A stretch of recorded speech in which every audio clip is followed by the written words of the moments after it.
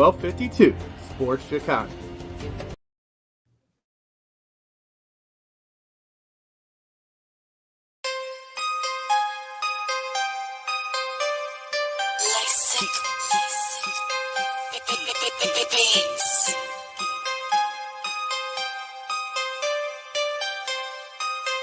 The Godfather.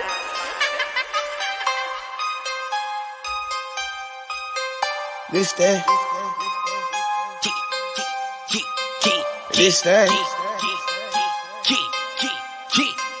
This that jumpin', yeah. This that jumpin', start like 23. This that jumpin', 2-4 like Kobe. This that jumpin', shoot my shot, dance beat. This that jumpin', right around song of my trees. This that jumpin', start like 23. This that jumpin', 2-4 like Kobe. This that jumpin', shoot my shot, dance beat. This that jumpin', right around song of my dreams. I be ballin' in music like Kobe. I'm the greatest to ever do it, they don't know it. Straight from the streets where the shots came blowin'. I came from the bottom where they hate to see you blow. Mama always told me I'ma shine so I glow. I came from the block where I stood 10 toes. Came a long way, now I'm on the top floor. What's up, everybody, and welcome back to another episode of Turtles Take right here on 1252 Sports Chicago. I am Andrew Tarbill. Back with me, as always, is my other dynamic duo, Turtle over there, Vince. Back, didn't have the baby yet as planned, so he's back with us tonight. Vince, how we doing tonight, brother? Yay, living the dream, brother. How's the week been going, man? Doing good? Yeah, we're just over here waiting for this baby to pop. Exciting times. Day by day, we'll see. We go in Monday, so we'll see how it goes. We thought last Friday was it, but she decided she was ready to stay for a little bit longer. Absolutely. So we got a big show lined up for you guys. Before we get into it, I want to give a quick shout out to our sponsors, Nick and Ivy Brewing out in beautiful downtown Lockport, the Jonathan Darren team with the Coldwell Banker Real Estate Group, White Oak Farm Venue, as well as Mark Berardi and Associates. Without those guys, none of this is possible. So thanks for your support, and you'll hear a little bit more from our sponsors later in the show. So Vince, man, we got a big show lined up. You want to tell the guests who we got coming on with us tonight? So we got Larry Clark and John Morris from the American Indoor Football League. It's making its return here for the 2022 season. So we'll have them on and we'll talk everything AIF. It's going to be a good show, man. We got, like I said, we got Larry and John joining us, and it's going to be a good insight to hear with the revamp of their league and what's been going on there. So it'll be interesting to hear. Before we get into that, we're going to talk some Bears. As always, one of our favorite topics here on Turtles Take. Every week we be talking those Bears. So got our guy Angelo Camacho in the chat. All right, Vince. So last week we got our favorite fan too, Facebook user. Either allow StreamYard to see your name, or please move over to the YouTube so we can see your comments.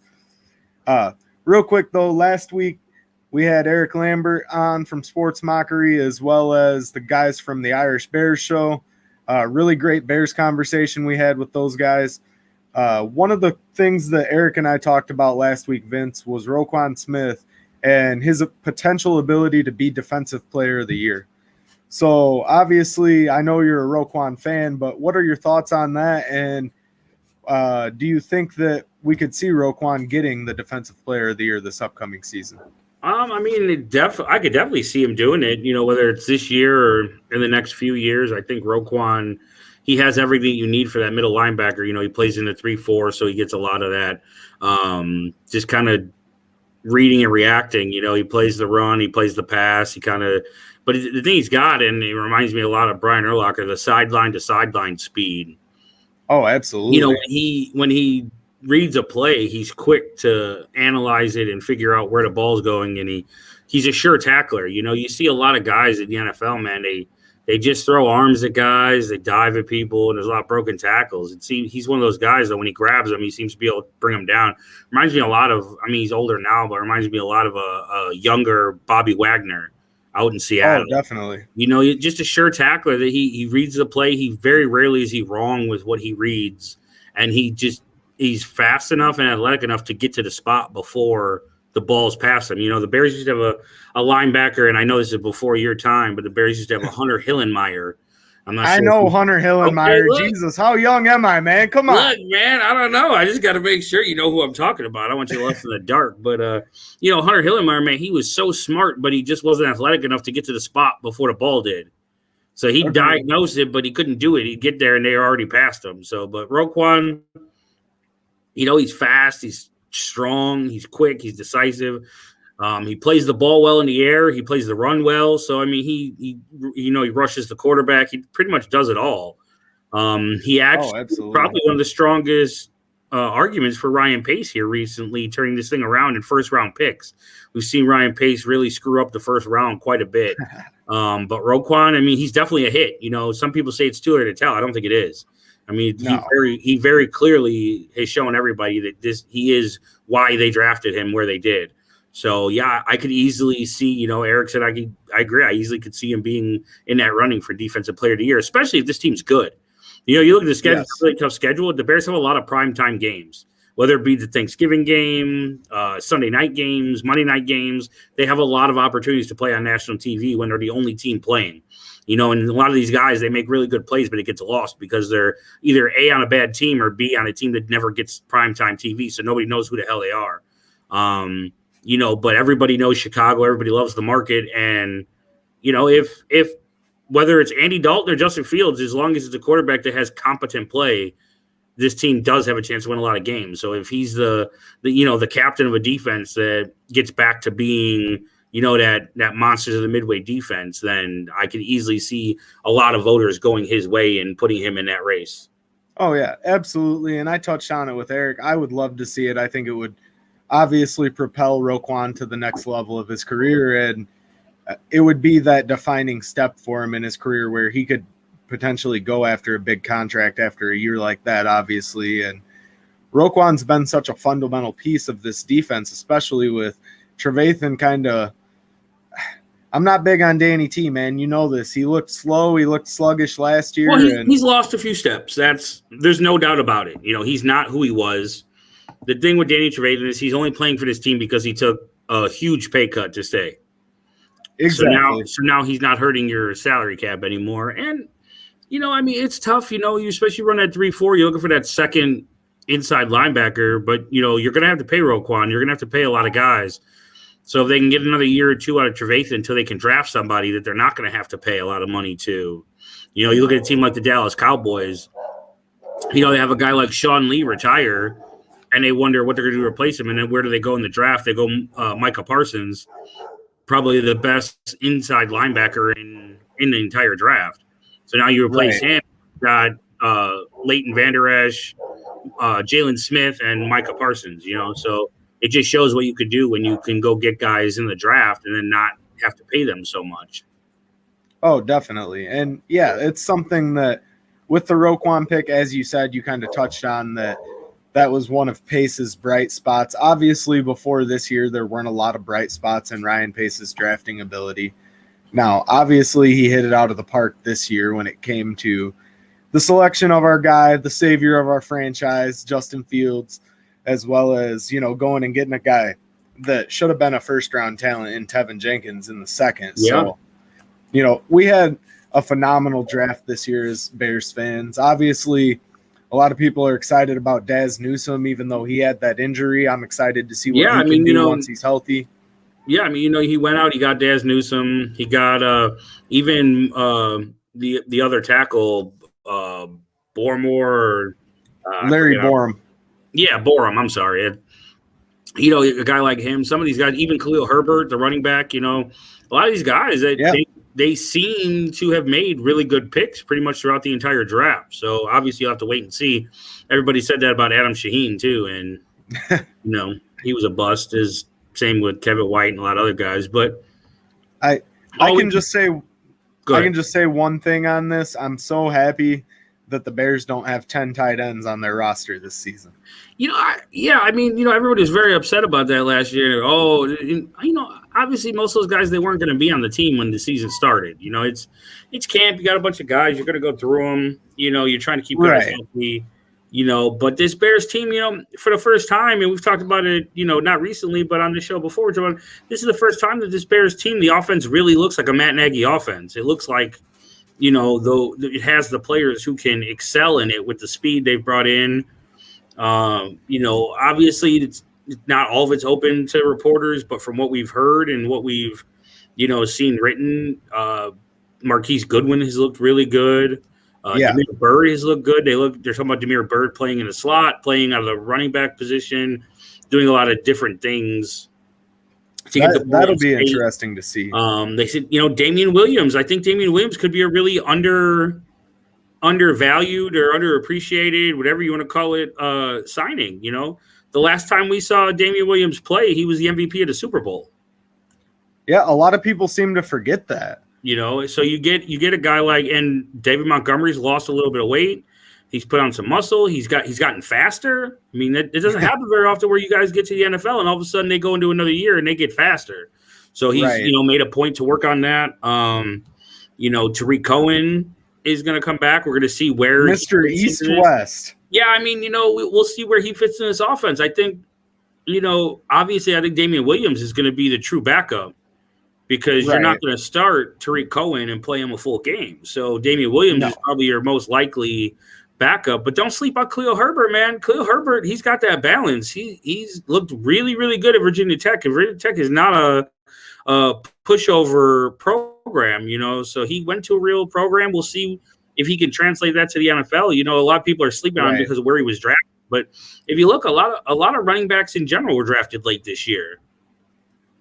Yeah, no, absolutely. It was a very late draft for running backs, which is something that really surprised me. But it's kind of the way the game's been going. Honestly, you see less and less utilization of running backs on these teams where, you know, guys like to throw the ball more, you know, and that's surprisingly, that's what Matt Nagy's about. You know, he wants to throw the ball 40 times a game. So it's a little shocking to see him add so much. Definitely not afraid of throwing the ball as much as he can.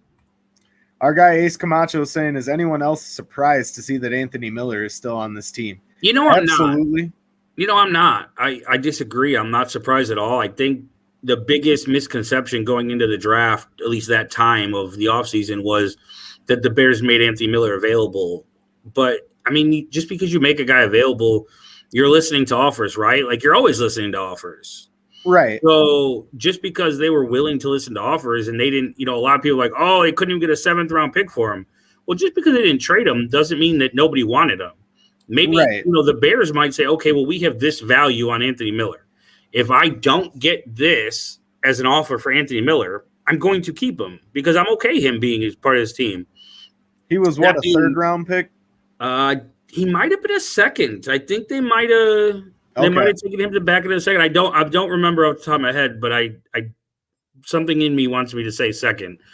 But you know, the thing about Anthony Miller is, you know what you're getting out of him, right? Like we thought we knew who Anthony Miller was. Now he's regressed, and the thing is, you know, just to be blunt, it's time to shit or get off the pot.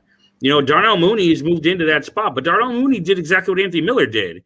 He had that breakout year, and then what? You know, Anthony Miller then didn't follow it up. Will Darnell Mooney follow it up? I think he will. We've all, at this point, every Bear fan or almost every Bear fan has seen the YouTube highlights of just Darnell Mooney getting overthrown and Darnell Mooney getting missed, the ball being thrown incomplete when he's wide open. So, you know, Anthony Miller, he's going to have to come in. He's going to have to compete maybe even for a roster spot, but definitely for playing time. You know, they brought in Marquise Goodwin. They brought in Demir Bird. They brought in Daz Newsome. You know, Damien Williams, Tariq Cohen, guys could see time at the slot and out wide in the jet sweeps. So, you know, if Darnell Mooney takes the steps forward, obviously the ball's going to go to Allen Robinson. Now you get these other guys involved, and I think Matt Nagy wants to have some sort of balance when he gets to the offense and at least running a little bit, maybe closer to 7 times a game. No, I mean, I think ideally you'd like to see Matt Nagy for a Matt Nagy offense, 30, maybe 70, 65, 35, maybe on a long end 60-40 split. I mean, he's obviously always going to throw the ball. It is who he is. I mean, it's who he was in Kansas City. Everybody forgets that this is who he was in Kansas City. You know, they lost that playoff game the year he was there because he decided to go away from the run in the second half. Kareem Hunt was running the ball over everybody, and he went away from him. You know, so he's always going to run the ball more. But if you can, throw the ball more. But if you can get a balance where you're running it and you can keep teams honest, you know, when you're running the ball 5 times a game, nobody's afraid of the play action pass. But at the same time, when you're giving up 3 yards at the line of scrimmage every time, nobody's afraid of the run or the play action either. So, you know, in a roundabout way to get back to the original question, I think Anthony Miller, no, I'm not surprised he's on this team, but it doesn't mean he's going to be on his team in the fashion that he was last year. Doesn't mean you're going to see him out there in a primary spot. You know, he's going to – I think you're going to see a lot of these receivers rotated. You're going to see Allen Robinson and Cast. Everybody's just going to rotate, you know. Hopefully Darnell Mooney comes out and he plays and he makes himself makes Matt Nagy have to play him, you know, not be able to take him off the field. That's what Anthony Miller has to do. The only way Anthony Miller makes his team and stays on it, you know, primary position, he's going to have to come in and make Matt Nagy have to play him. Go out and produce, make plays, run better routes, be more consistent, and do the things that you have to do to say, look, you can't afford to not have me on the field. Exactly. No, I do agree with you in that aspect. I am a little shocked to see that Anthony Miller is still on this team just because I really disliked his attitude towards the end of last season. Obviously, everybody saw what he did in the playoff game against New Orleans, and I get you can't hold one play or one action to a player as a whole, but you know, you were warned specifically, don't taunt this guy, don't engage him. You get thrown out of the game where you were arguably being a pivotal piece up to that point. And then we've got Javon Wims to rely on. So, you know, obviously Javon motherfucking Wims. Obviously his actions in that game were horrible. My heart still hurts from that drop against the Saints. And I'm not a big fan of his inconsistency on the field. Like, well, let me elaborate on that a little bit. 1, he's inconsistent. 2, he walks off the field like a child when he doesn't get the ball. You know, throwing his hands up in the air, whining, crying, complaining. This is the National Football League. We ain't got room for that shit. You were the third read. Trubisky didn't see you anyway. Cry about it, move on. Got to get my Mitch dig in always. But did you see? Go ahead. Excuse me. Did you see the meme that came out this week? The Odell Beckham, Mitch Trubisky meme. Yeah. That they both have the same amount of 40-yard touchdown passes, and since Mitch has come into the league, they both have 2. Yeah, that's wild. I also saw the meme that said, "Oh, Mitch Trubisky got married. I bet you they didn't have a reception." So, oh damn. No, honestly though, one. Getting away from Mitch Trubisky for the rest of the show because we've said that name too many times already. Way on this too network. many times. Way. Going back to the topic at hand, I am surprised Anthony Miller's on this roster. 1, because of his actions, and 2, because of his inconsistency and kind of just the negative energy that he brings to the offense, in my opinion. With that being said, I do think that, you know, you said it's going to be Allen Robinson and Cast. I think it's going to be Allen Robinson, Darnell Mooney, and Cast. I really hope that that's how it plays out. I do.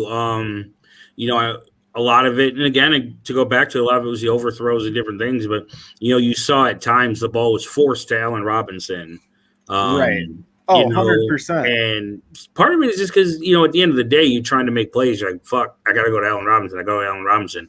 Right. Which is cool. I mean, that's why you're paying them, you know, $18 million or $19 million on the franchise tag. Yep. You know, so all those things go into it. But at the end of the day, like you said, I in a perfect world, it becomes Allen Robinson, Darnell Mooney, and Cass. Now, don't forget, this year's big because Allen Robinson's on a franchise tag. So, and he's going to be playing with the best quarterback of his career. Don't forget that. Well, I mean, you saying Andy Dalton's the best quarterback of his career? No, I'm saying Justin Fields when he hits the field. Well, I mean, look, I've said it before, and I'm going to say it again. Bears fans, rein in that excitement, rein in that need to see Justin Fields right away, because I don't I don't see it. I don't see Justin Fields on the field, no pun intended, but I don't see him on the field, week one. I just don't. I see it being Andy Dalton's going to be the starter, and then until there's a reason that they have to put Justin Fields in, they're not going to. So it'll be about week 6. They'll have a reason, and they'll be putting them. I don't know, man. Look, hopefully the Bears jump. I mean, if the Bears are sitting at 4-2 or 5-1, everything, the offense is clicking, everything's going good. Montgomery's running the ball, the defense is playing well. Hopefully that means there's a lot of excitement. Allen Robinson signs a long-term deal. As long as you're moving the ball, everybody knows what Andy Dalton is. Andy Dalton's there to Right. bridge the gap until you get to Justin Fields. And just because Justin Fields has looked really, really good in shorts and a T-shirt doesn't mean that when he gets out there and things really start going, you're going to see he's going to look that impressive. Now, I'm hoping he does. I don't want people are going to get on the show here and be like, "Oh, you don't like Justin Fields. You're a Bear hater." No, it's going to be Andy Dalton. Andy Dalton is going to have to give the Bears a reason that they can't play him, right? Because you're not wrong. Because Justin Fields isn't going to have enough time to show you that you have to play him. I mean, unless he comes out in camp and preseason and looks like Russell Wilson did that year that he took the starting job, you're probably going to see Andy Dalton week 1. I think you're going to see Andy Dalton week 1 regardless, because Matt Nagy's a stubborn asshole, and it's not. He's already gone and said that. I'm sorry, not to cut you off. He's already gone and said that Andy's our starter week 1. So whether it's for the betterment of the team or not, I think he's going to stick with Andy at least in the first week. Like I said before about this, I mean, he's not lying. Andy Dalton's a starter until he's not. Whether it be Andy Dalton not playing well or Justin Fields playing over the top, one of those or possibly both of those is going to have to happen for Justin Fields to get on the field this season. Regardless of what happens this season, he is your guy going into next year. But this season, one of those or both of those are going to have to happen. And as long as the offense is moving the ball, which I believe Andy Dalton can do, I believe Andy Dalton can move the ball in this offense, especially if they're able to run the ball. If the Bears are able to run the ball, that's the key. This team could be very deadly because the defense won't be on the field so much to wear out. And maybe it's just the meathead Bear fan in me. Maybe it's the wishful thinking, the praying to the Lord above. But something inside me thinks that Robert Quinn is going to look like Robert Quinn this year. He's going to have that full offseason. He's going to have everything with the Bears. He came in real late with the Bears, and then everything that happened, and then the injury and all that. Right. It was weird, man, with COVID. You saw a lot of things happen. A lot of players play like they don't normally play, whether good or bad. So, maybe this year, maybe we get Robert Quinn, even if it's just a shell of Robert Quinn, but it's more than we got last year, If he can take on a guy one-on-one and not allow Khalil Mack to be double and triple teamed every play, which a lot of that's going to help. And I meant to say this earlier about Roquan. Man, Eddie Goldman being back. Eddie Goldman's going to help out with that a lot. The Brian Urlacher, when he had his best year of his career, was when they had them big boys up front that Tractor Trailer and Ted Washington, when those two were the defensive tackles.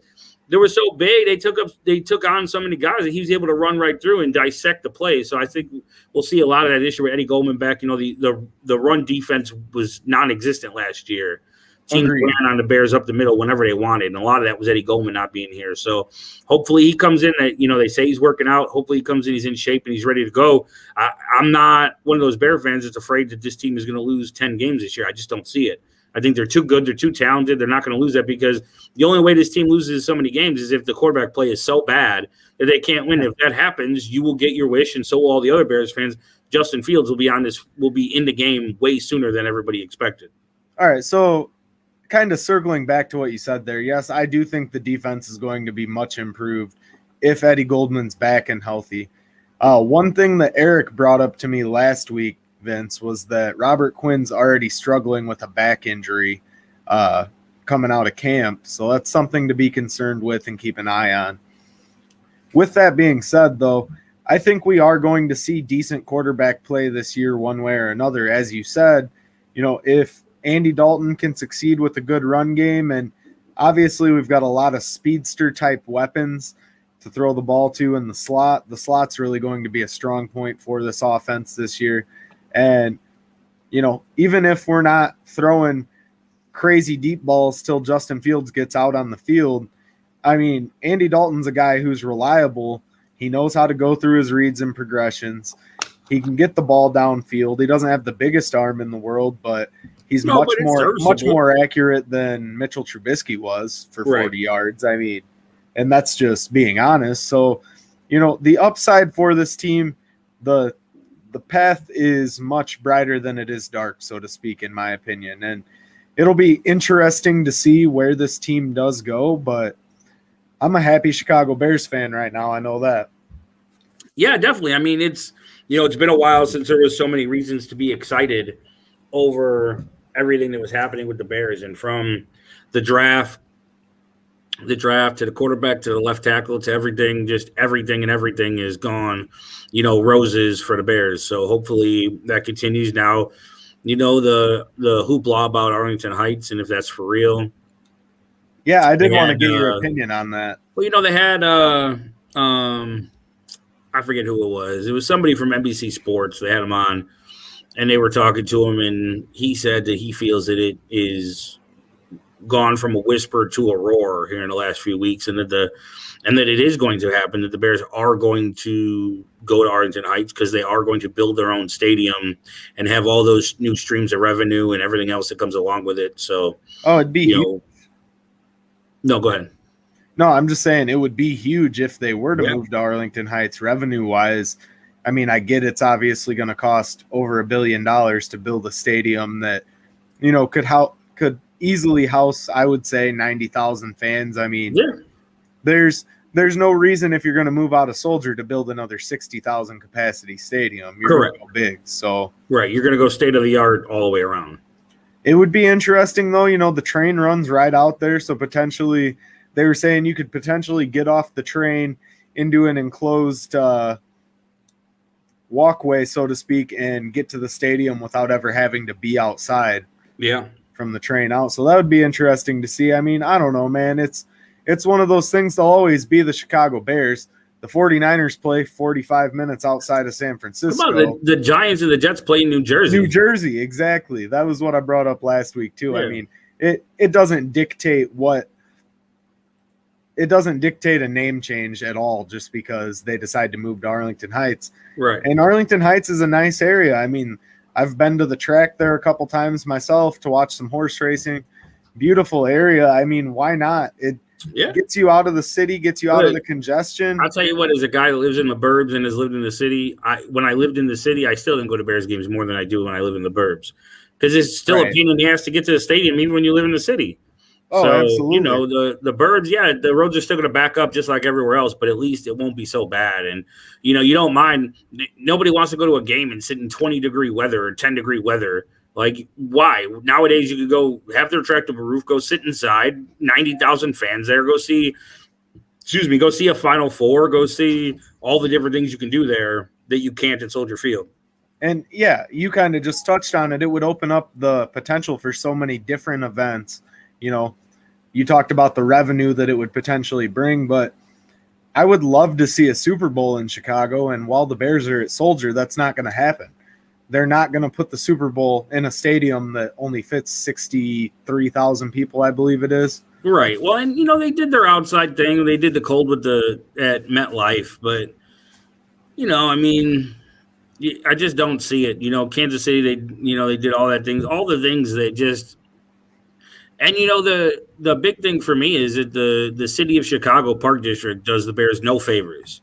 They have concerts whenever they can. They tear up the field. They re-sign it 3, 4, 5 times a year.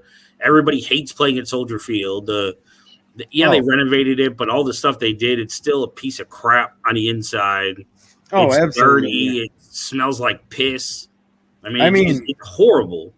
I will say this. When I was at the Bears-Chargers game 2 seasons ago, I got the chance to be on field and hold the flag for the national anthem. And I was on the side that was opening the flag, so we had to run across the field. I almost tripped on the sod out there on the field because the field was already so tore up before the game even started. I mean, and to be a professional athlete, to have to be out there in those conditions, get these guys a state-of-the-art stadium and field. I mean, it's what the charter franchise in the third largest NFL market deserves. It's not the old monsters of the Midway, old 1900s, 1920s team where it was all rough and tough and you grew the grass out to slow people down and beat them up. You're fast. Play fast. Play fast. Get turf. Play on turf. Exactly. Get that retractable roof so you have nice weather. You know, I mean, look, it just is. You're the Chicago Bears, man. You're not. I don't even want to name another team because I don't want to piss anybody off. But you're not some piece of crap team that is just barely in the NFL or hanging out. Like you said, you're a charter member. Like, come on. You're not the fucking Packers. You are the charter franchise, and you have I believe the smallest or the second smallest field in all of the NFL. You're the third largest market and you have the smallest stadium. It makes no sense. Absolutely zero. Absolutely. But let's go ahead and wrap up the Bears talk, Vince, because it looks like our guests are in the green room now. So we're going to take a quick word from our sponsor, Nick and Ivy Brewing in beautiful downtown Lockport, and then we'll be right back with you. Definitely.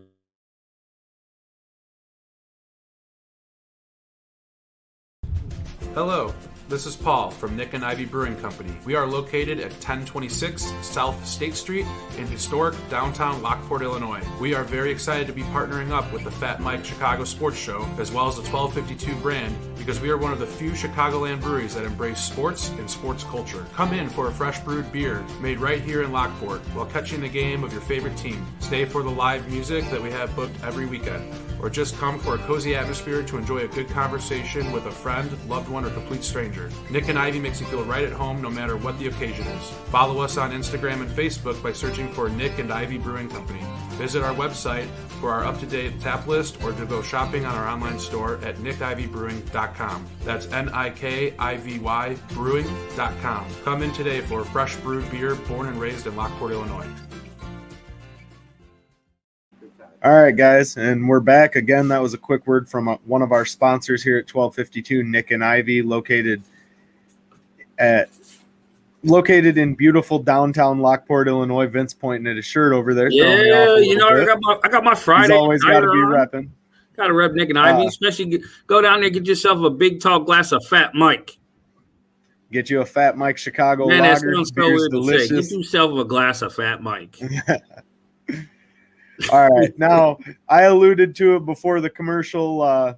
Vince, I'm going to let you introduce our guests, and then we'll go ahead and bring them in. You want to tell the fans who's joining us tonight? Yeah, so we got John Morris. He's the owner and the commissioner, and we got Larry Clark, the director of operations for the American Indoor Football League, and they are coming back here in 2022 with a vengeance. So let's bring them on, and let's hear all about it.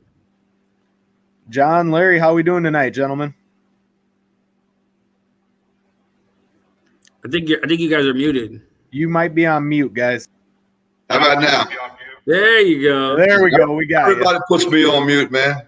How are we doing tonight, guys? I think when you hop in, the first thing it does is automatically mute you. Yeah. Hey, good to see you. Yeah, good to have you guys on. Yeah.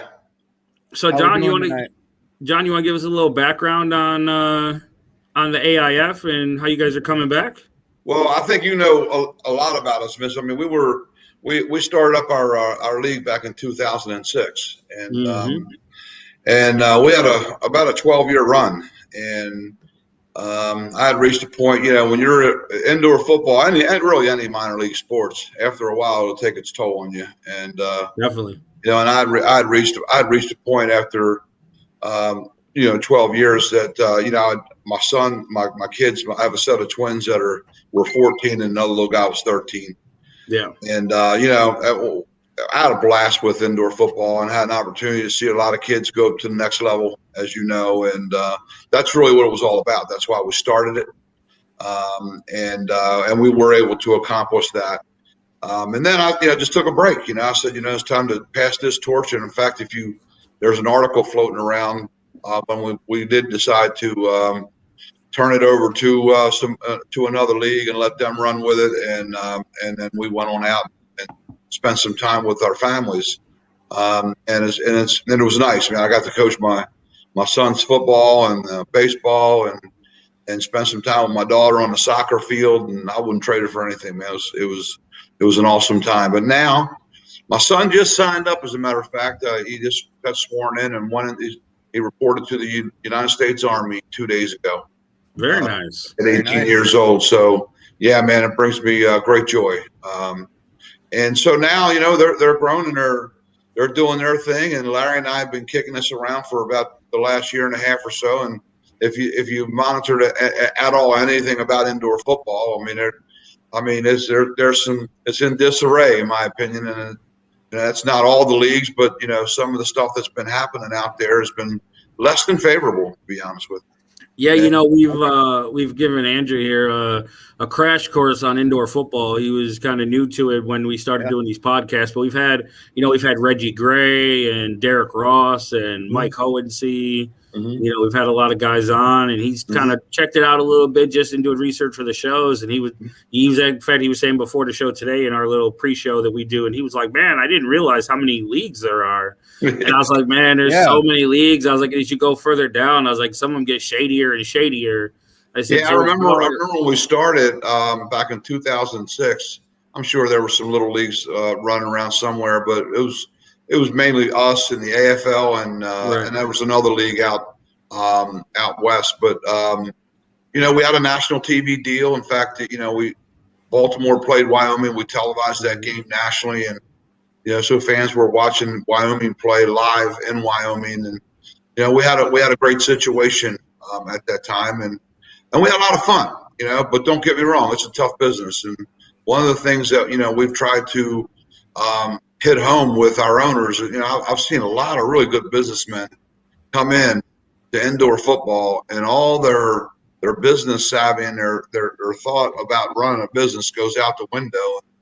You know, you can't treat this like it's a boat. You know, you got to treat this like not like a hobby. You know, it's a true business, and if you run it properly, listen, everybody knows it's in indoor football. You're not going to get rich doing this.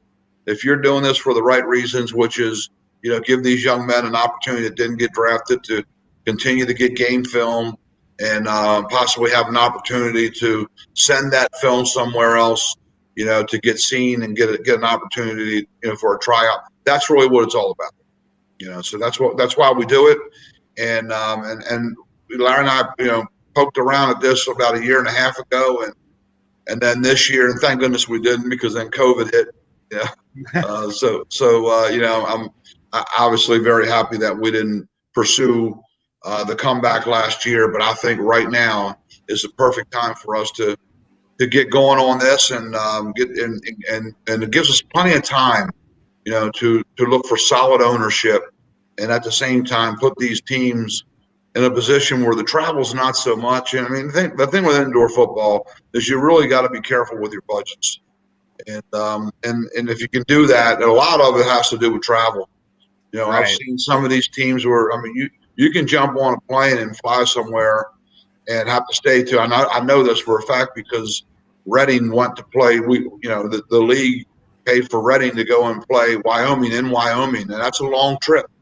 You know, there's a lot of hotel stays, there's airfare, and all that stuff. And at this level, there's a reason why these minor league baseball players jump on a bus and go from city to city. You know what I mean? Right. Because you got to keep the budget down. So that's really what we've been working on for the last 6 months, 8 months now, behind the scenes, working on new ownership and cities that we feel will be a solid place to play football and give these owners an opportunity to be successful.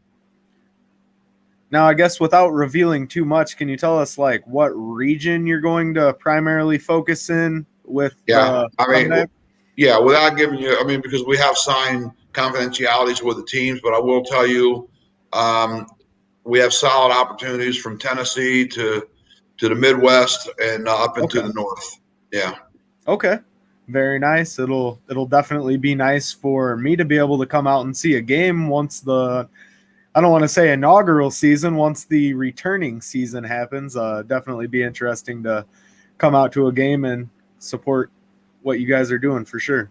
Yeah, one of the things that we've been working on very hard is we'd like to get a game of the week like we had before, where we can televise these games, whether it be streaming them live professionally is not just a laptop sitting at midfield, Right. with some good solid commentators like yourselves, and have put out a great product for the fans to watch, or televise these games, and maybe, instead of going straight across the board with something like Fox, syndicate it where, we have different networks across the country that are able to see these games. I mean, one of the things that I really enjoyed, I had a business meeting in Tampa Bay for one of my companies, and I went, out to Tampa one day, and I got to my hotel room and I turned on the TV, and an AIFA game was on, and it was, that's really when you sit down on your bed and you sit there and watch it, and you're like, we're doing the right thing. I mean, these guys are players are getting the exposure that they deserve. And they're, eventually, for a fact, there's a lot of really good players that play indoor football, and their passion, they have not lost their passion. They're still young, and, they're just looking to continue to play, and hopefully somebody will see them. And, you hear in the NFL all the time. I mean, look, Kurt Warner stacking shelves. Right. You know what I mean? Absolutely. And now he's a Hall of Famer. So, but believe me when I tell you, us keeping their dream alive by putting them in a position to play football when they haven't been drafted is important to them.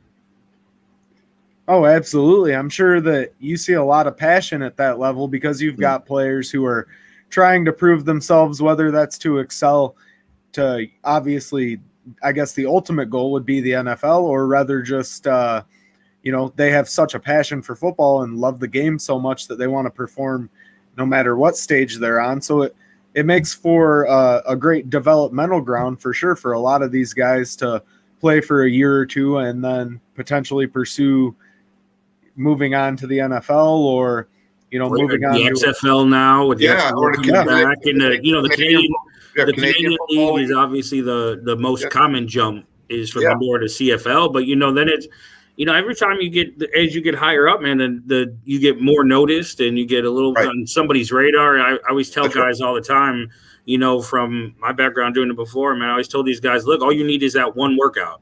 All you need is one workout. And it doesn't even matter if you make it. If you have one workout, everybody knows you. That's right. You went to one workout, now everybody wants you at their workout. That's an excellent point, and that's, I think that's what we do. I mean, and don't get me wrong, we've had some great players in our league too. I mean, we had Marcus Ogden, Jonathan Ogden's brother, who played for the Ravens. We had Woody Dantzler. I mean, if you played for the Dallas Cowboys, so I mean, there's some great talent in our league, but a lot of these young guys that for whatever reason, it's a small window, it's a small, not many people. A lot of players, it's not that they don't make it because they don't have the talent. It's just not that many positions available, but if they excel at our level, and like Vince said, they get an opportunity because they've got this game film. They get an opportunity to go and get a workout, and that means the world to them. So that's really our goal. That's been our goal since 2006. Like I said, if you get into indoor football because you want to get rich, you're in the wrong business. You know what I mean? But the thing of it is you do have an opportunity. Like, for me, I mean, I own other companies, and so I have an opportunity to give back to my community and give back, to these guys, and that's the kind of owner we really want. We want an owner that's not getting in this thing because they want to get rich, or they feel like they got this false pretense that they're going to get rich. We want an owner that is getting into it because whether they live in Reading, whether they live in Harrisburg, whether they live in Chattanooga, wherever they live, they want to put something in their city for their fans to see, and also help out players get to the next level. If that's what they want to do, then they're coming in, with the right attitude. Yes, it's ultimately a fan sport. There's a lot that these teams do with the communities, and outreach programs, and very embedded in the communities. It's very interesting to hear you guys say that, and I'm glad to hear that that's the perspective, especially with you guys returning. It's interesting, and it's really very great to hear that your player development is a big thing on your priority list, because I've never had the chance to speak with an owner or director of player operations for an indoor league. So I didn't know what the perspective is. Obviously, it's a business. Obviously, as you said, you're not going to get rich in indoor football, but it's great to hear that first and foremost, it's about player development and, giving those guys an opportunity. As you said, I mean, the window's so slim when it comes to the draft, whether it's, team having so much depth at a position or whatever the case is. There's 7 rounds and there's a lot of talent out there that still goes untouched. So it's really great to hear that that's a top priority for you guys. Yeah, well, that is our priority. And again, I have other companies that will help fund this whole thing. It's, we know going in that when we, just like any business, and that's the other thing. And I think that's one of the reasons why you see, a lot of teams fail. It's because they just don't, quite frankly, they just don't have the money to do this. It takes money to do this. And, if you don't, if you're not, I don't care what it is, whether it's, a little flea market on the side of the road. If you don't have money to buy your produce and all your things to build that business, it's not going to be successful. So that's one of the reasons why we have taken our time. See, the biggest thing that Larry and I have is we have a lot of experience in this. We bring 12 years of experience to the table. We've seen the good, the bad, and the ugly in this business. You know what I mean? So, absolutely. And so we'll take that knowledge. Knowledge is power. We'll take that knowledge and work as hard as we can to put not only a great product on the field, but have someone at the top that's leading them so that they're steady and that, they're solid and that you don't have to worry about it. I mean, I can't tell you, just last year, and I know COVID had a lot to do with this, with arenas and all that stuff, but before COVID even hit, Vince will tell you, because I know that he's been paying attention to this for a long time too. Before COVID hit, there were a lot of teams that just simply didn't show up for a game. Yeah. And you just can't have that. You got an arena full of people. I mean, I'll give you an example. I mean, we sold out Baltimore. Can you imagine the team not showing? Oh my gosh, no. Yeah. What that does to the team that is doing it right.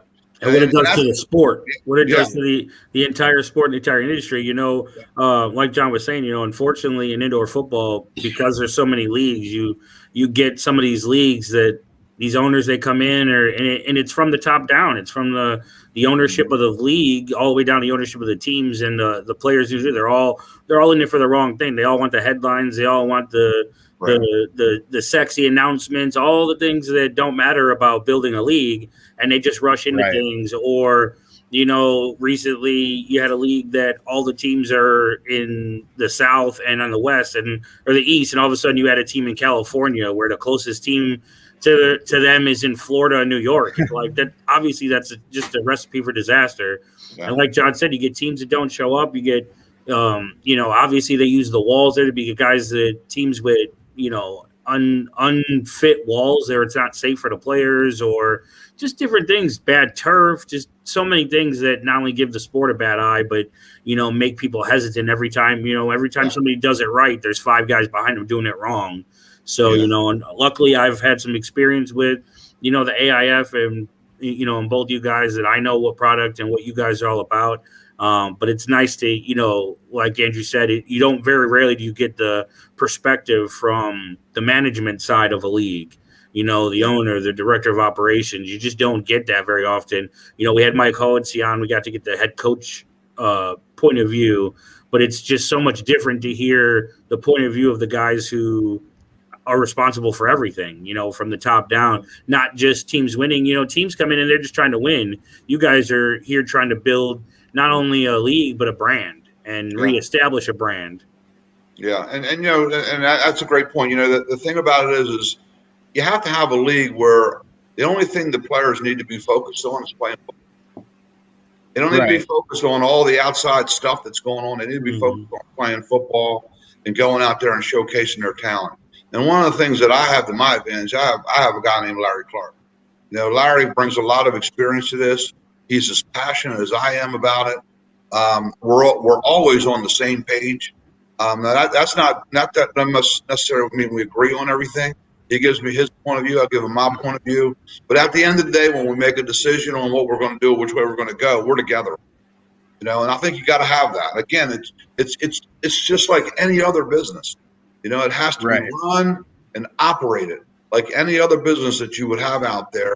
And then you'll have a good product with hopefully solid talent on the field, and then everybody has fun. But you can have 8 teams and 7 of them do it right. But one team don't do it right or don't show up for a game, it has a domino effect on the entire league. And so that's why it's very, very important for Larry and I, to do our due diligence and make sure that when we put these owners in place in these cities, one, we make sure that the travel is right, that the player payroll is right, that the coaches, the player, and the officials are top notch. Everything's got to be right in order for this to be successful. And like I said, fortunately for us, we've done this already. We know how to do it. We just need to make sure that we have the right ownership.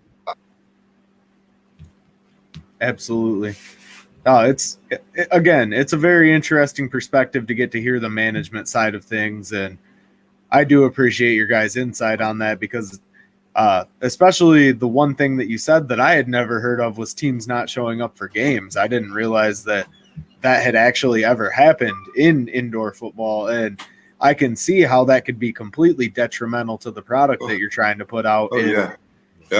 As you said, that could be a domino effect and other teams potentially stop showing up. And I mean, it's bad press for a league all around. So obviously you guys have done this before. You're going to do it the right way. And hopefully everything runs smoothly and you don't run into any hiccup like that. But it's just kind of eye-opening to hear that, some other leagues have ran into issues like that.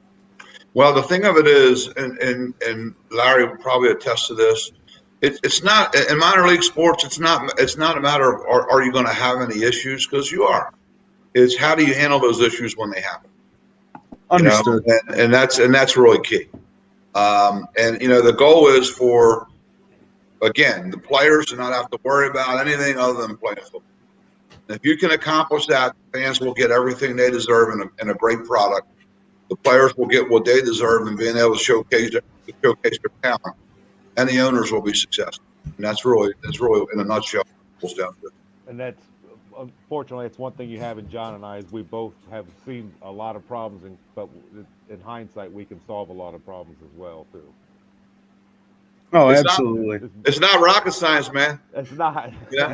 Just hey, if you love this game, you want to give back to your city and to the players, and you got enough money to do this, we can put you in a position where you can be successful.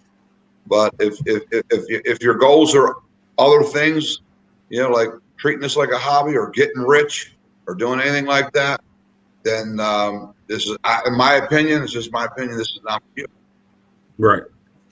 Yeah, I mean the interesting part of indoor football or dark side of indoor football, depending how you want to look at it, the odd things or crazy things that have happened, they're just endless. And some of the things that, especially you guys have been around forever, and from it being, and it goes all the way up to even I don't want to say legitimate, but like big, strong or quote unquote strong leagues such as the Arena Football League, the way they've tumbled and are no longer around, and having owners who take off with the money and nowhere to be found, bills to be paid, and that happened with the Chicago Rush. The owner he had a checkered past, and they ushered him right in there, thinking it was a great idea, and partway through the year, he took off with the money, and the league was left with the team trying to field it for the rest of the year. They were playing at Allstate Arena. I'll never forget it. I went to see Reggie Gray play, and they were playing. Half the lights didn't work in the arena. The Jumbotron didn't work. None of the internet didn't work because the bill was separate. So the league went by the bare minimum because they didn't have an owner to run the team. So here they are left footing the bill, and they're like, we're going to do the least amount as possible. And Now you've got a product that not only do you look bad because of what happened with the owner, but now you look even worse because you're going to half-ass it the rest of the way. Yeah. And it all just goes back how you approach the problems and fix absolutely the problems as they come along, because everybody's going to be afflicted with them. It doesn't matter which leagues, but all leagues are going to have problems. Right. Unfortunately. I mean, come on! You just had a team this year that they forfeited the rest of the season because their field was repoed. I do remember reading about that one. I mean, it's crazy the things that happen. So it's, that's why I like, to hear you guys talk about, that structure from the top down, that's why, you talk about your first run from 2005 to 2016. That's why you're able to have such a strong and continuous run and why you're able to come back now, because, a lot of the leagues, they have problems that you guys didn't have and you guys don't continue to have. So now when you guys decided to take a break for family and different things, now you're able to come back because everybody goes, oh shit, the AIF is coming back. That's a great league. Not, oh, the AIF is coming back. Remember they had that team that did this and they had that league that did this and this guy that did this. So, it definitely goes a long way. Yeah, if you guys get a chance to read that article, that last article, maybe I'll have Larry send it to you. Yeah, definitely. Yeah, absolutely. Yeah, when we decided to leave, I mean, we had there were some great points made about it. Yeah, which is, when your peers look at you as though you were successful. I mean, to me, that's what it's all about. I mean, we can talk about how we were successful all we want ourselves, but when you have other owners that I believe have their crap together, if you will, with what they're doing, be willing to put quotes into a newspaper article as we're leaving and passing the torch. I think that's really a testament to what kind of league you had and how you operated. Yeah, so definitely. I'll have Larry send you that article. So for people who are interested in learning more about the AIF, where can they go? Where can they get their information? What can they expect to see? Kind of just give a little bit about the new chapter. Well, they Mr. can Clark? go to our Facebook page, but one of the best places to go is our website. We just rebranded and relaunched last week. It's www.aifproindoorfootball.com. Okay. It'll catch up with all the latest news. Very cool. Very nice. Well, we surely appreciate you gentlemen taking the time out of your busy schedules to jump on with us. It was great getting your perspective. Again, we really do appreciate it, and we'd love to have you back sometime. Thank you guys so much for joining us, and take care. Have a good night. Hey, we appreciate the opportunity. Hey, Thanks, great guys. to see you, Vince. Great seeing you guys. Thank you so much. All right. Absolutely. Talk to you later. Take care, gentlemen. Man, what an interesting perspective that was. This show, our show, meaning, has progressed. We've gone from the player and Reggie Gray and Derek Ross to the coach and Mike Hohensee to now the management and ownership of an entire league. And it's just, it's crazy to hear the different perspectives. But at the end of the day, it kind of all filters back to doing things the right way. Doing things because it's the way they're supposed to be done, and having the pride in your name and how you present yourselves and how you carry yourself.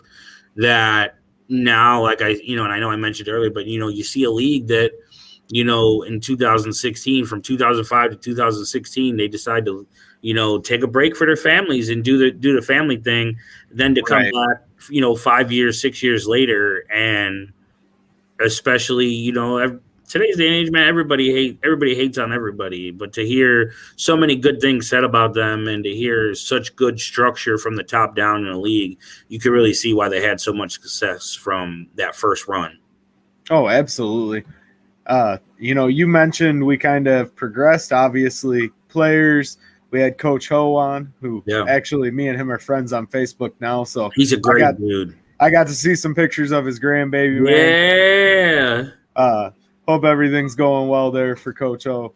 But no, then, going to the management side of things, just getting to hear that perspective of putting player development first, I think was the biggest thing that I took from it was, yeah, absolutely. It's not about making a lot of money. That was the one thing that they said over and over again is if you're getting into this business to get rich, you're getting into the wrong business. And you know what? That goes for the funny thing is that goes for any position where you're the player, the coach, or the owner, or the league. It all goes to the same. Nobody's getting rich here. They're all doing it for the love of the game and to try to make that next step, whether that be the XFL, the CFL, Lord willing, the NFL, all those things, whatever role you're in, that's ultimately what you're trying to do is to improve and get better. And, it's really easy to say things. It's a whole other thing to do things, and to see what they've done and what they're doing now and the way they're doing it in this comeback is really shows you, like you said, the players come first. The communities are right there. They're big into communities and that outreach and the building within the community of the owners to have all that. And then on top of it, the players and all the excitement beyond the field. But it's not just on the field, it's the off the field too. And supporting those players, giving them what they need, making sure they're protected, making sure that they're vetting the owners that they're going to be owners who take care of the players, and all those things that go into it. And then on top of that, like you said, knowing you're not going to make a lot of money at it, but also, like he said, I think John said it best, treating it like a business. Right. It's not something for somebody. They're not looking for the owner that's just really excited to own a football team to say, hey, I own an indoor football team. I'm cool. Right. I own a football team. Let me show it off like a shiny new toy. No, you actually have to take care of it and nurture it and treat it like a business and build it like a business and establish that brand. Yeah, I didn't want to keep the guys too long because we already had them running at 30 minutes there, but we'll have to definitely see if we can get them to join us again sometime, because there was one thing I wanted to ask Larry that I didn't get the chance to, and that was kind of just from his perspective, what it's like being in the role that he's in, being a director of player operations for a league that's returning, what exactly goes into that, and give us a little behind the scenes. But we'll definitely have to reach out to him again. And we could it'll be cool having him back on after, maybe after they announce the teams that are going to be I don't want to, like you said, I want to say inaugural because it's not their first, but their returning season. We'll have them on after they make the announcement of the teams and just kind of chat a little bit about that. It'll be cool once the teams are announced and the cities are announced and we see where there's going to be some teams at. For sure. I know he gave us a little snip there. He said Midwest, so Chicago, I don't know. Fingers crossed. Right, fingers crossed. Maybe there'll be a Chicago team. We'll see what happens. But yeah, it would be great to have them join us again after they announce the teams. Real quick before we continue on the show, guys, here we're going to take a quick word from our sponsor, the Jonathan Darren team with the Coldwell Banker Real Estate Group, and we'll be back with you in 60 seconds. Hi, I'm Jonathan Darren, licensed real estate broker with Coldwell Banker Real Estate Group in Homer Glen. Are you looking to buy or sell? Have you been disappointed in the past? The Jonathan Darren team with Coldwell Banker Real Estate Group focuses on providing you with a concierge level of service during the process of buying or selling. We are a service-oriented team with a fresh and professional approach to selling real estate. Our goal is to combine knowledge, skills, and passion to exceed our clients' expectations, and most of all, we truly care. We are a knowledgeable real estate team focused on offering expertise and innovative solutions for our clients. The Jonathan Darren team has 5 full-service real estate brokers and a dedicated full-time marketer servicing all of Chicagoland. We will customize a detailed plan around your timeline for a sale, purchase, investment, estate, or other needs. Real estate transactions can be stressful, but don't need to be. Let us handle it for you. Visit our website, homesbyjdt.com, or call 708-308-1938 today. Expect better in real estate. Choose the Jonathan Darren team. All right, guys, and again, that was a quick word from the Jonathan Darren team with the Coldwell Banker Real Estate Group. John and his team are the best. If you're looking to buy a home in the area, be sure to reach out to them. They will hook you up. I know that's where our guy Fat Mike's going when he goes to expand and buy his next house, so definitely reach out to John and his team. They're the best. Now, moving on a little bit, Vince, as great as the football talk's been for the last hour, I want to talk some baseball. There's been a lot going on lately with the Chicago Cubs, more bad than good. But let's talk about it, man. What's your gut feeling on this Cubs team right now? That they suck. Short and sweet, I like it. But that's the reality of the situation right now, man. I mean, the Cubs are... who would have thought rewind a few weeks and you see the combined no-hitter against the Dodgers, and they beat San Diego, they swept San Diego, they sweep the Dodgers. You're like, man, this fucking team, we're in it. We gotta buy, get in some more players. We're World Series bound. Let's do it. And then now fast forward 11 games later, and they lost the next 11. And not only did they lose the next 11, but the Dodgers won the next 10. It's like, that's crazy, isn't it? How the hell does that happen? You don't think it's going to happen? I mean, obviously, sports is sports, but come on, man. 10 the other way for both teams. You know, Right. and now you see this team, whether they lose 1-0, 2-0, 3-1, or 15-10. You know, you score 10, you're like, sweet, we won. Nope, we lost 15-10. The one game That killed me, man. I think they were playing Milwaukee. I saw they scored 7 runs in the first inning. I told Melissa, I was like, yes, Cubs got this. They up 7-0 already. Yes. Did some stuff, whatever we're doing. I'm like, 14-7? They give up the next 14 runs? What the hell? I said the same thing. You know, go ahead. Sorry, I was at work that day.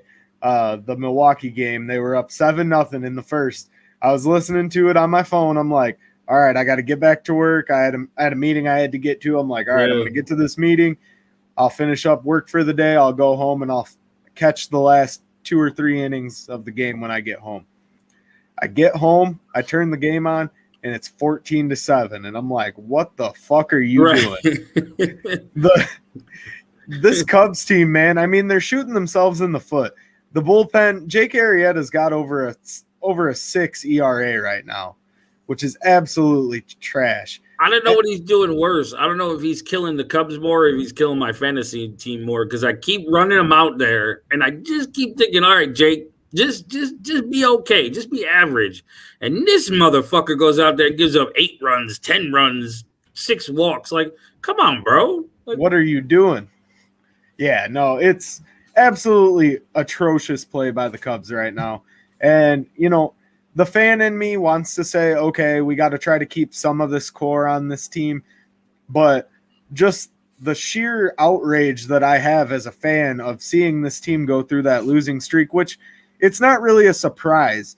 You know, that's one thing. The Cubs were playing stellar baseball at the beginning of the season, but they were playing much above the expectation that we all had for them going into this year. Yeah, we thought they were better. We thought this is who they are. This is who they are. And I'm sorry, blow the fucking thing up. Blow it up.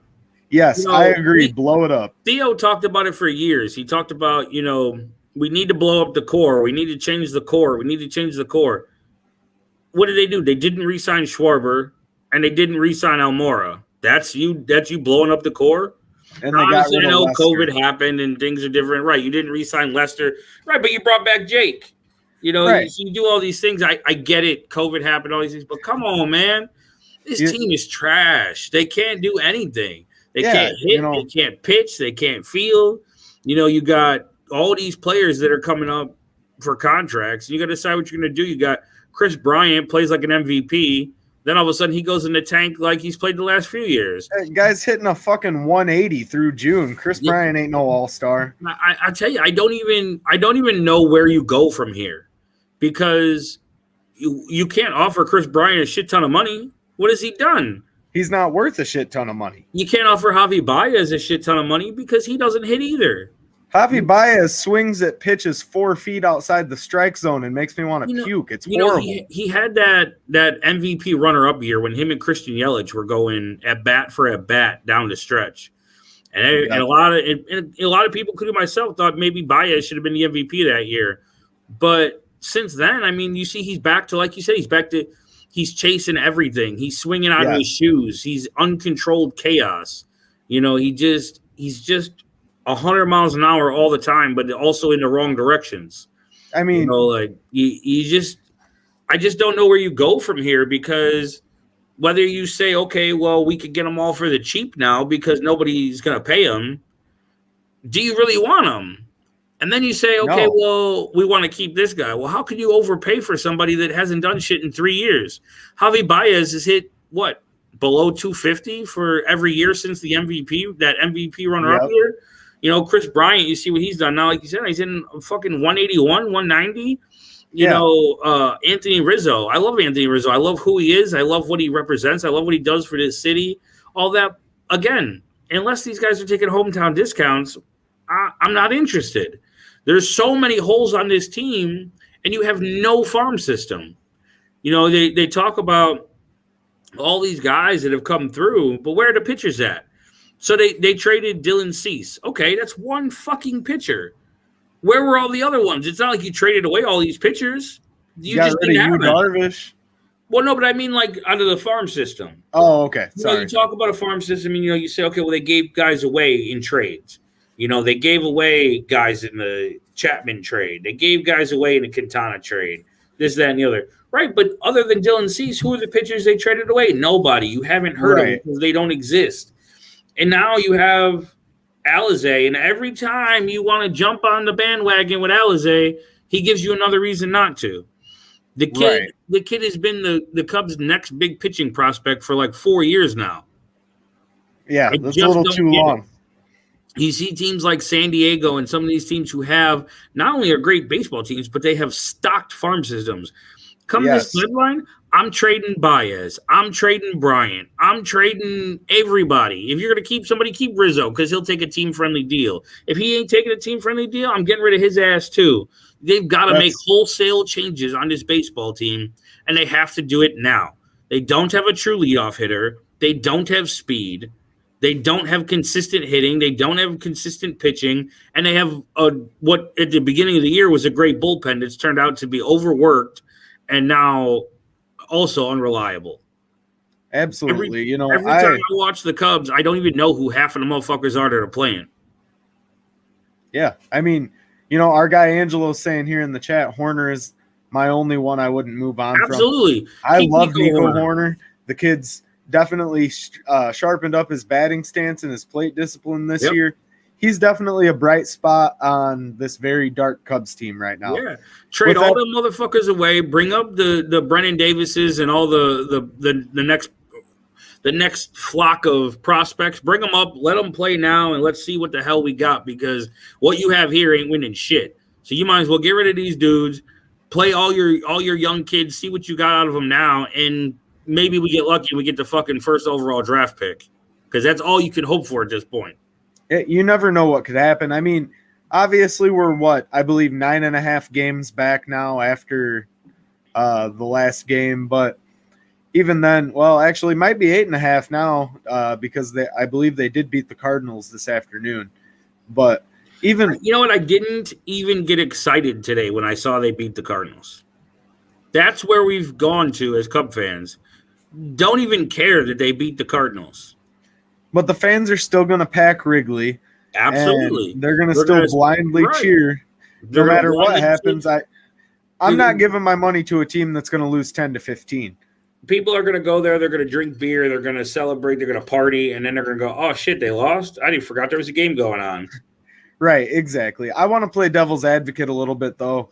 You said blow it all up. You're trading everybody except Riz unless he takes a if he takes a team-friendly deal. From the opposite side of that, Chris Bryant, as hot and cold as he's been over the last few seasons, and especially here through the month of June, he's been detrimental behind the plate. Before that, he was obviously above 300 at one point this season. Obviously, it was still early, but he was kind of looking like that MVP type Chris Bryant again. And then June comes and here into early July, and the numbers aren't there. He's slumping it back to same old Chris Bryant, so to speak, And one thing they've done, though, is moved Chris around. They've put him at first. They've put him at third. They've put him at all the outfield positions. Do you think that you keep a guy like Chris if he takes a more team-friendly deal just because of the versatility that, he can play more than one position consistently well, or do you think it's just time to move on regardless? I think it all depends what happens with the market. If you don't trade him, then obviously it comes down to what everybody else is offering. But I think that somebody, whether it's the Phillies, to reunite him with Bryce Harper, who they've shown being committed to spending money every offseason now, whether it's the Yankees, whether the Giants decide they want to get good again, somebody is going to offer him $250 million. So if you're the I don't Cubs, disagree. Did you see enough to tell you to truly feel inside, I need to pay this guy $250 million over the next 8 years, 7 years, because I can't afford to not have him? If you've seen enough over the last few years, it's worth it.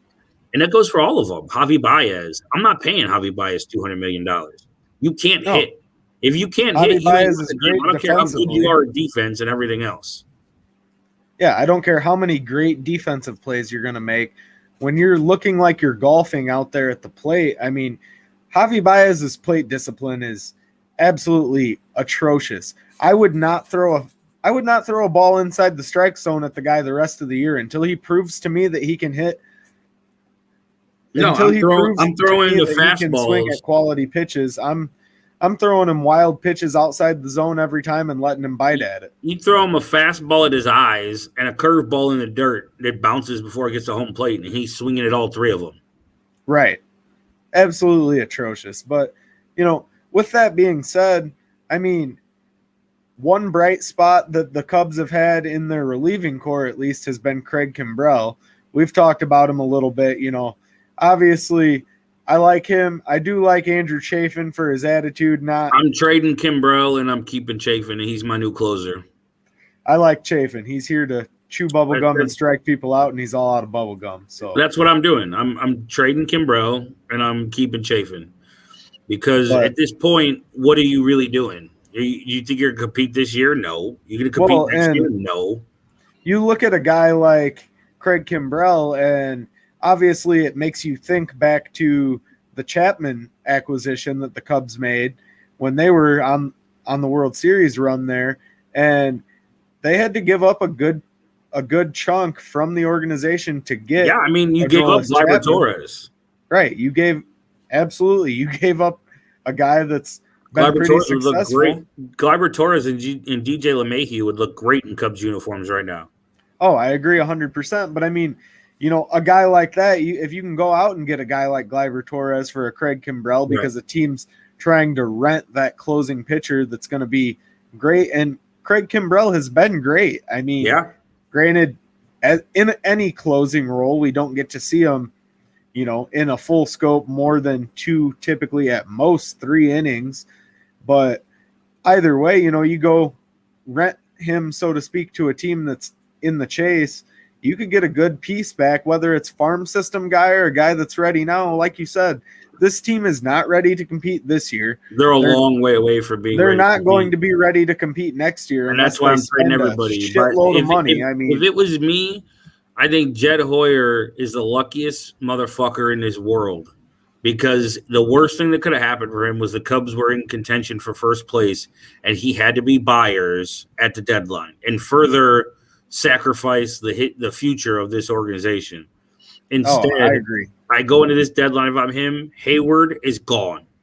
Jock Peterson, gone. You want to keep him? Keep him. I don't care. You can keep him. You can trade him, whatever you want to do. But Hayward is gone.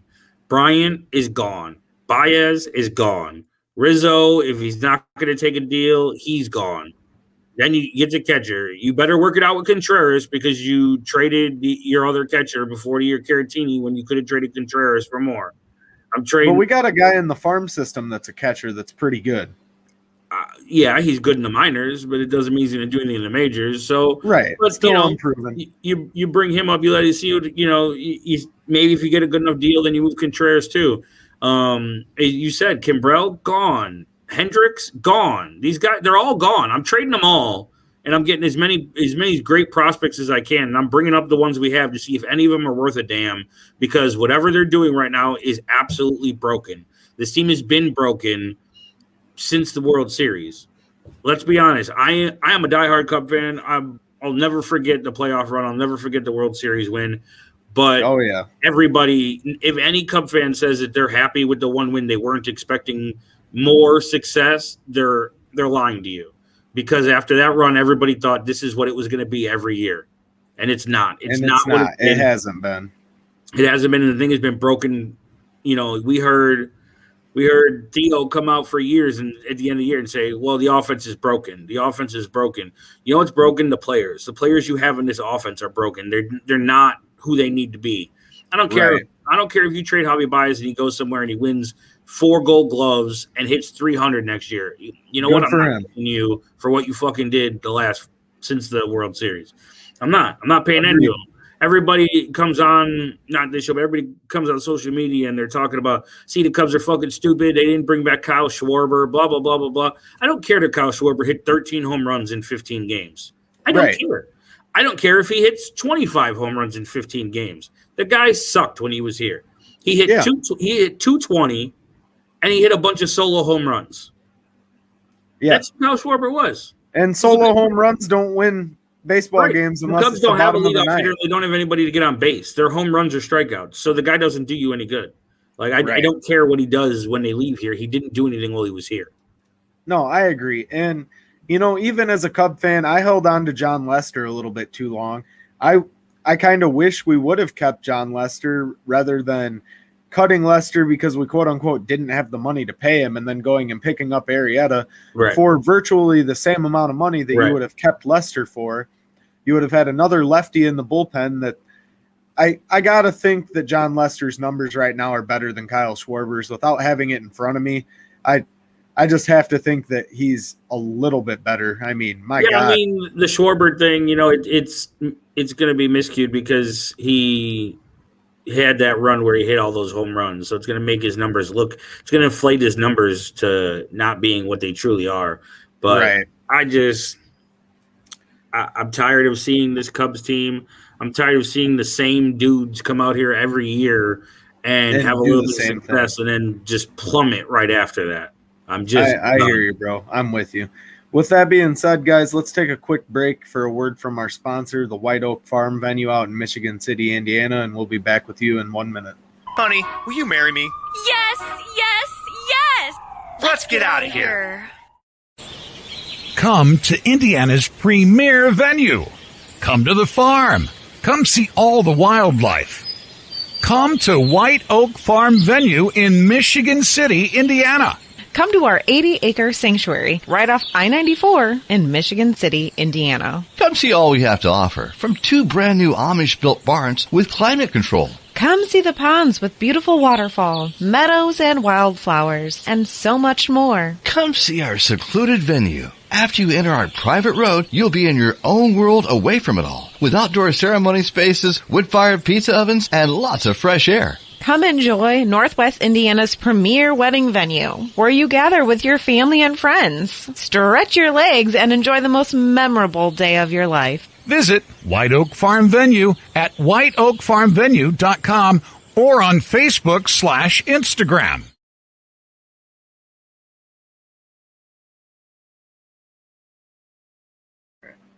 All right, guys, and we're back with you again. That was a quick word from the White Oak Farm venue out in Michigan City, Indiana. Beautiful venue. That's where our guy Fat Mike's getting married here in just a couple months. So, beautiful place. Be sure to reach out to them if you're looking to get married. And if things turn to go south, be sure to reach out to Mark Berardi and Associates. Call Mark Berardi, the best fucking lawyer in town. Nah, I'm just kidding, guys. But again, Mark Berardi and Associates. That was good. I'll give you that one. Mark Berardi and Associates will help you with all your legal needs. They're based out in the Homer Glen area. Great group of guys, down to earth, no frills guys. They'll help you out with any legal needs that you have in the state of Illinois. So be sure to reach out to Mark and his team. They've done a lot for us here at the 1252 Network, and we definitely appreciate them. With that being said, it looks like we have somebody in our green room. We have a very, very special guest in our green room. Headband and all. What's up, boys? Ace? How we doing? Our boy. I'm doing good. How you fellas doing? It's been a good show so far, boys. Yeah, it has been a while since we had you on the show, my boy. I know. I love being with you too. It's always a fun time. Hell yeah. So there's this little rumor sitting out here that you got some big news. Yeah, man. I was gonna wait another 30 minutes to drop it, but I figured what better time than on Turtles Take with my two of my faves. You know what I mean? Yeah. So, absolutely. Wednesday, we're still deciding if it's going to be a live show or if we're going to record it and then post it on YouTube. But if it's live, there's going to be a special Sport Court episode starting at 3 p.m. Central Standard with a very special guest, Sarah Spain from ESPN. Oh, yep. She will be. That is a big one, my boy. Yeah, it's. I'm pretty excited. Alan's gonna sit in with me like always, and I'm not excited anymore. I'm just kidding. We're gonna be discussing some pretty serious topics, along with.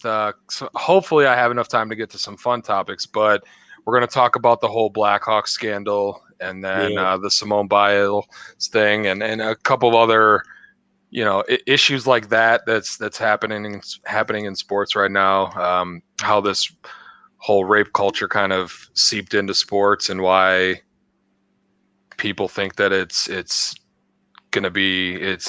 okay to let this be in sports. And I'm really interested to get her perspective on the whole situation. Yeah, absolutely. I mean, we like to have fun on this show. We like to have fun on 1252 as a whole. But I think, to your point, there's a lot of serious issues in sports today that get overlooked or just blatantly ignored. And, by the time they do come out, it's always worst case scenario. Right. It's never, well, this little thing happened. It's always to the extreme. Yep. And then it's always, well, everybody knew, but nobody said anything. And it's, it's one of those things that it's like, well, why? Why does it have to get to that point? Why is it tolerated? Why is it, what is it? How did this culture get to where it is? Right. And that's the real thing, is accepted behavior. Right. And that's kind of the big glaring thing, is like, as a culture, as a people, right? It's not even just sports culture, right? But in a culture in general, we've become so vain and full of ourselves that like we think that we can do no wrong, that we're entitled to everything. And I think that has a lot to do with what's been going on with this type of a culture growing, not just in sports, but all over the world. Yeah. Oh, absolutely. But Sarah Spain, that's going to be a huge guest, huge interview for you, Angelo. Definitely glad that you were able to lock that interview in. It's going to be big for 1252, and it's going to be big for Sport Court. So congratulations, man. Thanks for jumping on with us to make the announcement. I appreciate it, boys. Yeah, absolutely. It's big news, especially in where we are in our area. It's everybody knows her from her ESPN 1000 days to her ESPN W days to now owning the Red Stars and everything in between. She's about as high as it gets and as good as it gets, and it's definitely going to be a great guest and a great interview. I'm excited. We're honored and blessed to have you on and make that announcement here on Turtles Takes. Absolutely, boys. I mean, I figure what better time than going into the weekend, get people excited for it, and then now I can blast it all over social media for the next 5 days. Absolutely. So you'll be seeing it on Twitter, Facebook, and everywhere Angelo is able to post. That's right. Twitter, Facebook, Instagram, all. You will not miss the announcement. No, you will not miss it. But hey, man, since we got you on here, you might as well sit in here. We got just one more little topic here to cover real quick, and that's the NBA Finals. All right. Why don't you take the lead with it here, Ace? Well, I don't know. Wisconsin people don't like me very much because I think the Bucks are overrated. I think Bucks are overrated. I think Giannis is a good player. I don't think he's as good as people think he is. I think he's a superstar, but I don't think he's on Kevin Durant, LeBron James type level. When you airball free throws multiple times a game, man. Like, I know Shaq was terrible at free throws, but like, Giannis is worse than Shaq at free throws. Well, and it's a different time though. Like Giannis should be. Right. It's not like Giannis is what Shaq was, where he was just a back to the rim, post you down, spin move, dunk on you. I had this same argument with somebody yesterday, and I said, they said, why is it accepted for Shaq and it's hated for Giannis? And I said, because when Shaq was dominating, it was an inside game. NBA was inside ball, bully ball. I said, now it's a breathe on me. I go to the free throw line. Centers that are shooting 3-pointers, centers that are bringing the ball up court. Like, that's who this is. That's what the league is now. Yep. And they put a flop button in NBA 2K, guys. Yeah. A flop button in 2K. Just think about that. If you can't shoot and you can't shoot free throws and you don't have a consistent offensive game when they take the paint away, you just aren't as skilled. You can't claim that you're the best player in the world or even close to it. At least as far as I'm concerned. I think my biggest takeaway from this finals, and I am rooting for Phoenix, but I think the biggest thing for me is Chris Paul showing you exactly who he is, right? I don't hate the Bucks, right? But I do hate I like Chris Paul. Like I think that absolutely. And somebody tried to have an argument with me on Facebook that Chris Paul's played on a super team when he was with the Clippers. And I think that's completely outrageous to think that Blake Griffin was or DeAndre Jordan, Blake Griffin. I mean, come on, it was Lob City. All he was throwing lobs because nobody else could shoot. Right. Without Chris Paul, there would be no Blake Griffin, man. Who was throwing him those lobs? Right. Chris Paul. It's you see what happened with DeAndre Jordan when Chris Paul left. Right. He became he went to Houston, right, with James Harden, and, but I still wouldn't consider that a super team. No, it was and just the two of them. He got hurt in the playoffs, and they couldn't do anything without him. Right, and then he goes to OKC. Right, they make the playoffs. Right, goes to Phoenix. They make the playoffs. Now they're in the finals. Right.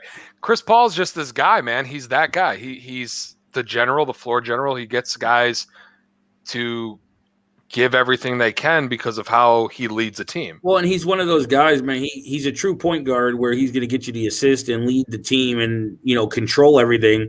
But he can go give you 40 points. If guys aren't scoring, he'll score. And if guys are scoring, he'll just distribute. And he's cool with that too. Right. For me, I like Chris Paul. I like Devin Booker. I really like DeAndre Ayton. Ayton would be a big star, I think. But when it comes to the Bucks, man, I just don't like Giannis. I think he's overrated, and I can't fucking stand PJ Tucker. PJ Tucker, man, the people up here, they love PJ. They think he's the bomb. But then if it was the other way around, right, they'd be crying a storm. Like when Pat Beverly was all getting crazy, everybody on all my friends were like, "Oh, he's such a dirty player. He's to plays your bro." Like, I don't know. I think it's weird to think that Chris Middleton can be a number 2. Yeah, he's good at shooting. I just don't see him being. He's so inconsistent. Right. That's the thing. When he's on, he's more on than almost anybody I've seen play. But when he's off, he's so off. And that's what I mean. Like, he has no in between. He's just, you better hope you catch him on a night where he's on. Otherwise, you got no shot. And, by no means is Milwaukee out of it. I mean, they could go. I feel like they'll win. They could go win the next two at home and make it 2-2 for all we know, as we've seen this playoffs go. And unfortunately, we've seen finals go. We've seen games taken over by refs to extend a series. So we're not sure what's going to happen. But this Phoenix team is fun to watch, man. They're really fun to watch. They have a lot of people that you like to root for, like, Chris Paul and Monty Williams. Anybody who knows the history of Monty Williams and everything he went through with his wife and everything like that, how could you not be happy for the guy? And then to see, him and a young Chris Paul in New Orleans and now together here in Phoenix, proving everybody wrong, proving that they were the right guys in the first place. So, Vince, you brought up a great point there that I saw the other day. So, thank you. I tried. So, have you all seen the picture that has Chris Paul? I think it's in New Orleans. I think it's got to be 2004, 2005. It's got his NBA 2K character from that year, and then it's got his NBA 2K character from 2021, and it says, "This is how long it took Chris Paul to make the finals." And it's just, the graphical comparison of how much things have changed in that 16 or 17 season stretch. I mean, it's absolutely great to see Chris Paul in the finals. And I'm rooting for Phoenix solely for the reason that I want to see CP3 with a ring. Yeah, I think he deserves it.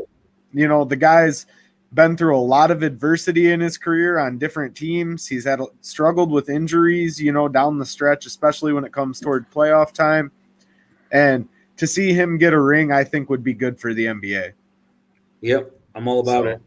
I agree. I'm all about it. There's obviously a lot of the series to be played. It's 2-0 Phoenix right now, but like you said, they could go home and easily tie it 2-2, and then we've got ourselves a real series. Right. We'll see though. I'm not sold on Giannis either. Vince knows that. The guy's 6'10" and he's got over a 7-foot wingspan. He should be able to dunk it on you in the middle of in the paint. He should be able to be explosive in the paint.